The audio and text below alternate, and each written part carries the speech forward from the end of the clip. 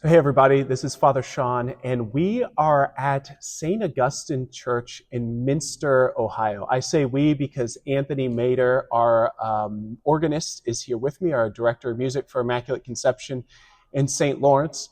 And as you know, over the past few months, we've been talking about a new pipe organ at Immaculate Conception. We've been talking about it, we've been doing research, we've been doing all of these different things, trying to figure out what it is that we need, how it can be built, all of those sorts of things.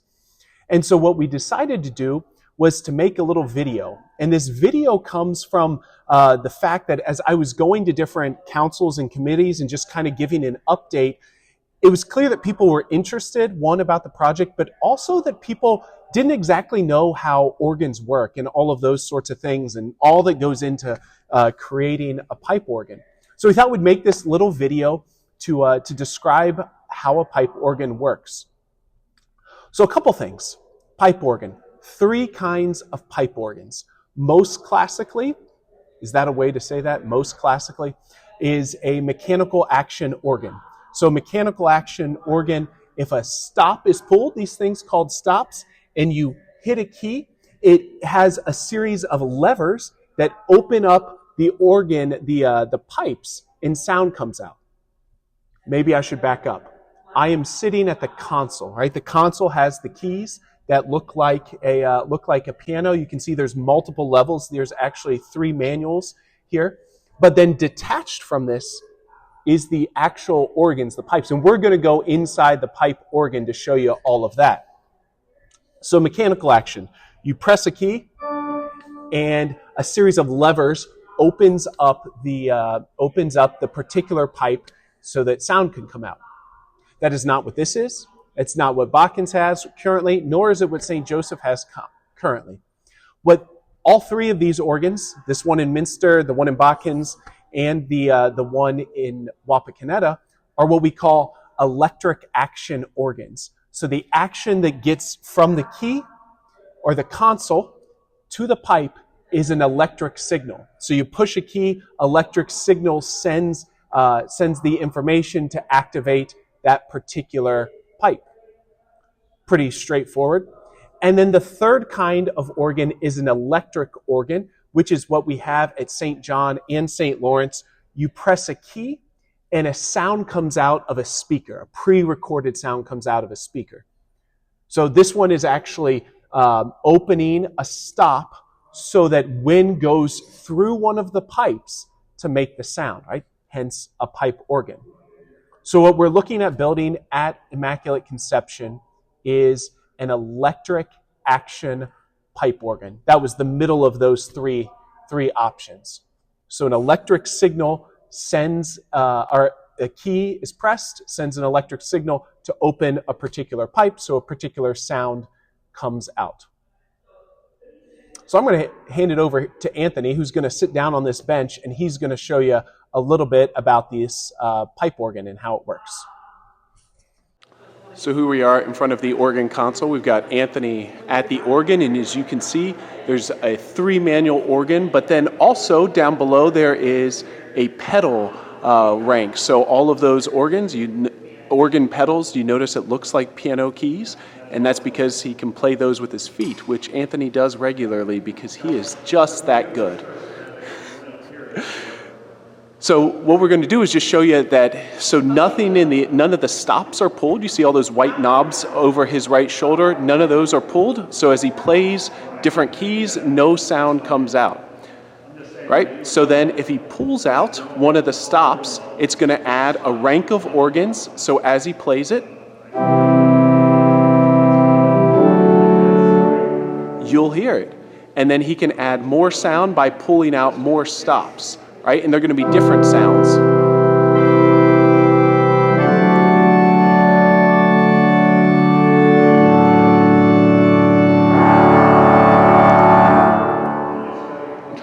That was the fart knob that Anthony just pulled.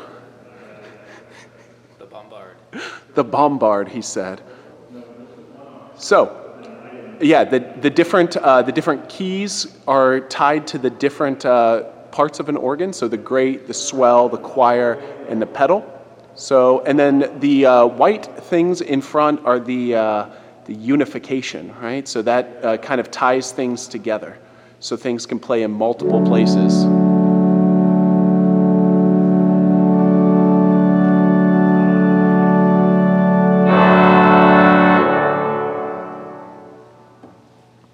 Great work, Anthony. So you'll notice all of these draw knobs here are labeled. So those are going to be different sounds, and they're tied to different ranks inside the organ. So see the one there that's labeled principal diapason. If that gets pulled, the principal diapason rank inside the organ is activated. So anytime Anthony plays a key on that great division, you'll hear the principal diapason. And then if he puts that back in and pulls the harmonic flute right next to it, you'll hear a different sound in the harmonic flute. But then if you want something that's maybe a bit more, I don't know, something like that 8-foot trumpet there on the top left, Anthony, if you want to pull that.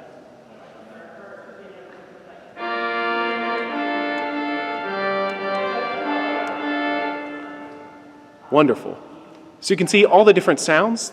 Multiple things can get pulled at once to add all sorts of sounds. And of course, that's only half the organ, because as we look at it, right here are the other half of all of the keys. You can't see that because, there they are right in front of us.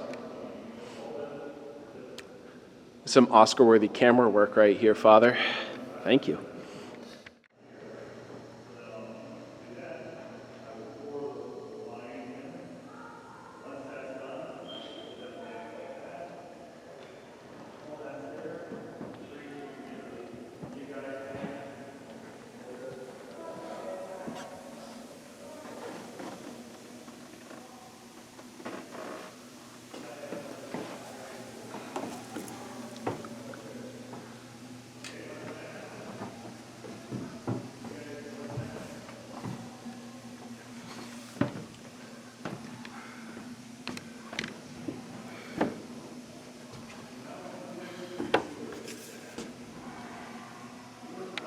So we are inside the organ, right? I said we'd come up here, we'd see all of the different pipes. And so you can see behind me, I'm kind of in a box, I'm surrounded by pipes. And so you can notice the different shapes of the pipes. So the pipes have different shapes, the different shapes make different sounds. So we've got a handful of things to look at, like you think about like these ones more trumpet-ish. I think these ones behind me are an actual trumpet stop. So that would be a sound like as a bride's coming down the aisle, right? You would have that trumpet sound to kind of announce her arrival, everybody coming, standing for her coming in. And then there's some behind me, maybe more straight ones. I believe those are clarinet stops. So basically, as a stop is pulled or a stop is pushed, right, depending on how the console is set up, right? So that would activate certain pipes. So you can create more sound in an organ by activating more pipes. So each one has its own sound. It's like having an entire orchestra at your fingertips. So as you're looking at these, right, this is just a single rank of pipes, like this simple one of all of these different shapes. This organ is so big, there are 57 different ranks of pipes. So just showing you some of these different pipes, these different sounds, right? The size, everything just kind of comes together as a symphony, which is why an organ is such a beautiful instrument. It can make so many different sounds. It can make so many different expressions, so many different moods it can create, so many different emotions it can communicate, and so many different ways to support the congregation singing. So let's see some of the other different shapes of pipes. So we're back in the box here in the organ. So you'll notice behind me there are some reed stops. So these wooden stops are going to make different sounds. And then behind them there's some principal stops. Those are the ones that are normally the straight pipes. And then even behind this you'll see some shutters. So I said one of the ways to control how much sound comes out of an organ is to add different stops, right? You're adding all of these different sounds, more stops, right? You've heard, I mentioned already, pulling out all of the stops. One of the other ways is some of the pipes are what we call under expression. So under expression means that you have these shutters that with the organist's foot pedal, they can open and close these shutters, right? So you close the shutters more. That means you're basically inhibiting some of the sound. You open the shutters more, you're allowing more sound to come out. It's not rocket science, but it gives all of these different ways for an organist to control the sound, right? It's incredible art form having this like choir or orchestra at your fingertips. So all these different sounds, all these different abilities of an organ is what makes it such an incredible instrument. So we're up here in the organ again. And so you can see all the different pipes behind me. Remember, so the organ that we're looking to build in Botkins is about 21 ranks. So this organ here is 57 ranks, so many more pipes, so many more sounds, such a bigger church, right? So we're way up here in the top. So you look at all of these different pipes, and remember, each pipe only makes one sound, right? So all of the different pipes that you're going to have, each one only makes one sound. So when the organist hits that key, if the stop is open to activate the rank, it makes one sound. So with these pipes, you know what I could do, which I'm not going to do, I could pull out the pipe, blow into it, and it would make the sound, right?